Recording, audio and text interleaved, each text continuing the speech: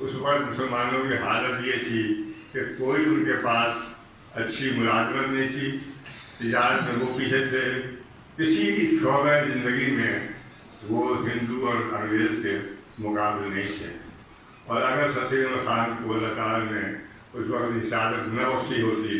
کہ وہ ایک نجات دہندہ بن کے ابھرے مسلمانوں نے ہند کے لیے، تو مسلمانوں نے ہند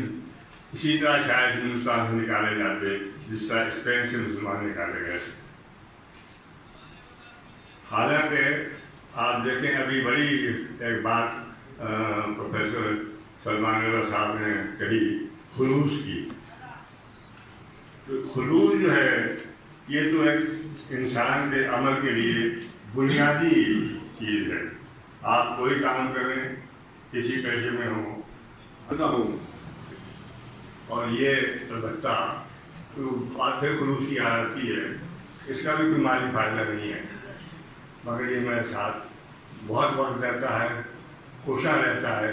اور اس کی بھی خلوص نیت سے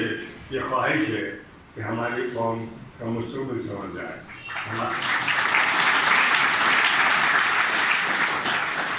آپ کو حیرت ہوگی اتنا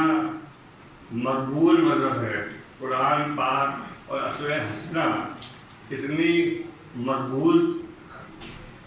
کتاب ہے قرآن پاک اور اسوہ حسنہ، اتنا عملی نمونہ ہے رسول اکرم صلی اللہ علیہ وسلم کا کہ یورپ کے بڑے بڑے دانشور، ہندوستان کے ہندو لوگ جو ہیں وہ اس کو مسلمان ہوئے نہ ہوئے لیکن یہ مانتے ہیں کہ ہاں اسلام کی حقانیت کیا ہے۔ آپ کو میں مثال دوں، ہم ہندوستان سے الگ ہوئے اس لیے کہ ہمارا رہن سہن، ہماری شرم و حیا، ہماری لباس، ہر چیز ہندو سے مختلف تھی، اس کے خلاف تھی، اس لیے ہم الگ ہوئے تھے۔ اس لیے نہیں الگ ہوئے تھے کہ ہمیں بس ایک مملکت چاہیے تھی، ہم اس لیے الگ ہوئے تھے کہ ہم یہاں قرآن و سنت کے احکامات کے مطابق زندگی بسر کر سکیں آزادانہ طور پر، لیکن ہم نے ملک کو حاصل کر لیا لیکن وہ اقدار حاصل نہیں کر سکے، نظریہ پاکستان پہ عمل پیدا نہیں ہو سکے۔ آج بڑی بڑی تقریریں آپ سنتے ہیں، بہت بہت تقریر کرتے ہیں، یعنی آپ اندازہ لگائیے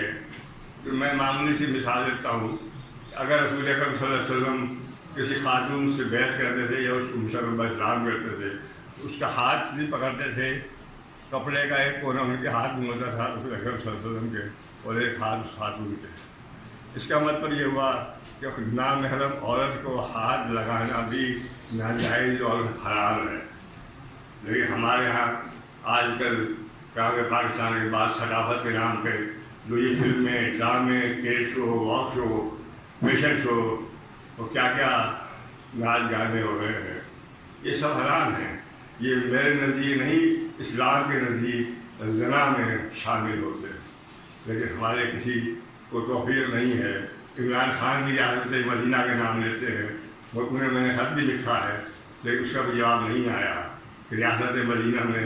صرف رشوت نہیں بات نہیں تھی، وہ پوری زندگی اس کو بھری ہے۔ لیکن عمران خان کی کم سے کم اتنا تو ہے کہ میرے خیال میں جہاں تک میں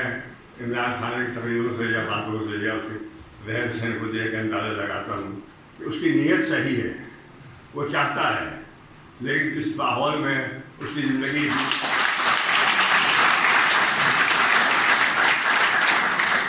وہ چاہتا ہے کہ ہمارا ملک قرآن و سنت کے مطابق چلے، لیکن مسئلہ یہ ہے کہ اس کی اب تک کی زندگی جس ماحول میں گزری، کرکٹ کے میدان میں یا اس کے بعد اور شغلوں میں، اس میں نہ اسے ریاست مدینہ کا زندگی کا پورا علم ہو سکا، نہ اسے تحریک پاکستان متعلق پوری معلومات حاصل ہے۔ کاش وہ یہ حاصل کر لے اور سر کا دل سے کر لے تو یہ بہت بڑا کام ہوگا، اور اللہ تعالیٰ اس سے بھی کام لے لے تو ہماری قوم کے لیے بڑا ایک اچھا ہوگا۔